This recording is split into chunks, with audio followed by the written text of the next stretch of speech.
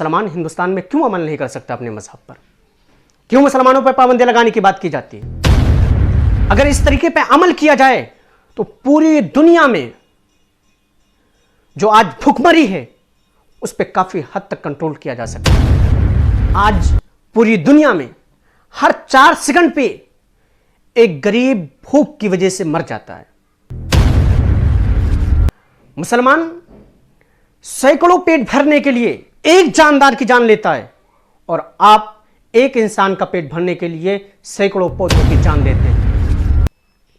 सबसे पहली बात मैं ये आपको बताना चाहूंगा कि हिंदुस्तान में जब कभी मुसलमानों का कोई फेस्टिवल करीब आता है, कोई त्यौहार करीब आता है, तो हिंदुस्तान के टीवी चैनलों पर एक अलग किस्म की बहस शुरू हो जाती है। कोई कहता है मुसलमानों को इस त्यौहार पे पाबंदी होनी चाहिए, कोई कहता है दूसरे त्यौहार पे पाबंदी होनी चाहिए।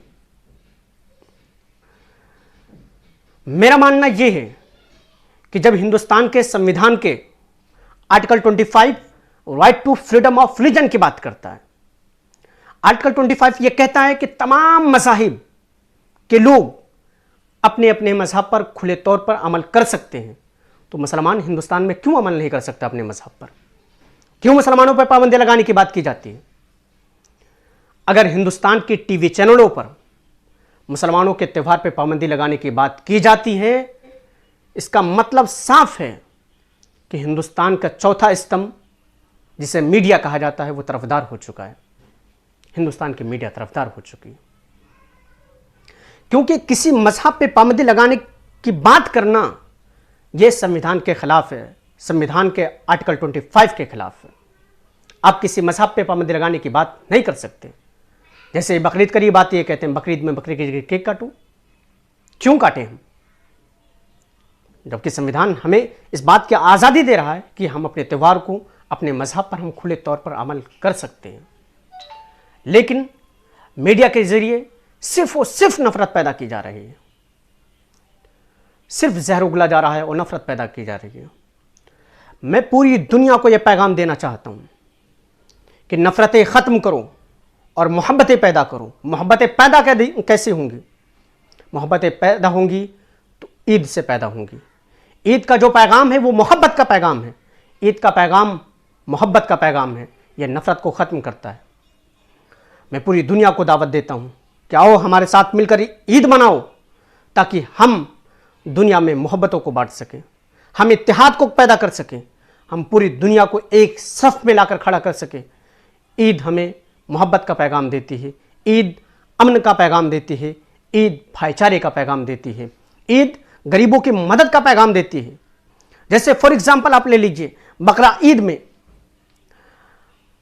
हुक्म यह है कि हर साहिब निसाब अल्लाह की राह में कुर्बानी करे और उस कुर्बानी का 3 हिस्सा करे। एक हिस्सा अपने लिए रखे और एक दोस्त अहबाब के लिए रखे और एक गरीब और मोहताजों के लिए रखे। अगर इस तरीके पे अमल किया जाए तो पूरी दुनिया में जो आज भुखमरी है उस पर काफी हद तक कंट्रोल किया जा सकता है। क्योंकि जब हम अपने खाने का एक हिस्सा गरीबों के लिए रखेंगे, मोहताजों के लिए रखेंगे, तो कोई भी गरीब भूखमरी की वजह से नहीं मरेगा। आज पूरी दुनिया में हर 4 सेकंड पे एक गरीब भूख की वजह से मर जाता है। आओ हमारे साथ मिलकर ईद मनाओ, ताकि हम पूरी दुनिया को भूखमरी से बचा सकें, पूरी दुनिया में अमन कायम कर सकें। और दूसरी बात यह है कि सिर्फ हम पे पाबंदी लगाने की क्यों बात की जाती है? क्यों हमारे मजहब पे उंगलियां उठाई जा रही हैं? सिर्फ सवाल हमसे ही क्यों किया जा रहा है? क्योंकि पूरी दुनिया जानती है कि जवाब किसी के पास मौजूद है तो वो इस्लाम है। इस्लाम पे जितने भी सवाल करेंगे आप, उन सारों के जवाब इस्लाम के पास मौजूद है। लेकिन अब मैं हिंदुस्तान के उलमा से गुजारिश करूंगा कि अब सिर्फ जवाब नहीं देना है, बल्कि पलट के हमें सवाल भी करना है।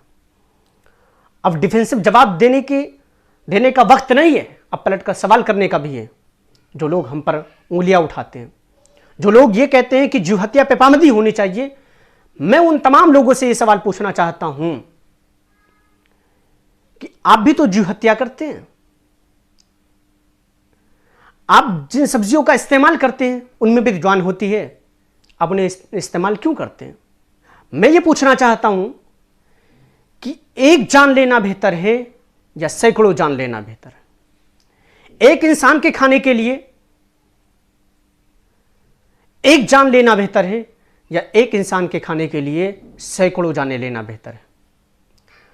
मुसलमान सैकड़ों पेट भरने के लिए एक जानदार की जान लेता है और आप एक इंसान का पेट भरने के लिए सैकड़ों पौधों की जान लेते हैं। तो बड़ा मुजरिम कौन हुआ, आप हुए कि हम हुए? जब बात आएगी तो यहीं पर नहीं रुकेगी। आप जो कपड़े पहनते हैं वो भी तो एक जानदार चीजों से बनाई गई है, आप उन्हें पहनना छोड़ दें, यही बात नहीं रुकेगी। बात आगे बढ़ेगी तो आप जो सांस लेते हैं, जो बैक्टीरियाज अंदर जाती हैं, वो भी तो जानदार होती हैं। आप अपनी जान बचाने के लिए उनकी जान क्यों लेते हैं? आप कहेंगे कि जिंदगी जीने के लिए हमें वो चीज करनी पड़ती है। तो हम ये कहना चाहते हैं कि अल्लाह तबारक व तआला ने पूरी कायनात को हमारे लिए बनाया है। उसमें कुछ चीजें जायज भी हैं और कुछ चीजें नाजायज भी हैं। जो जायज चीजें हैं हम उनका इस्तेमाल करते हैं और जो नाजायज चीजें हैं हम उनका इस्तेमाल नहीं करते हैं।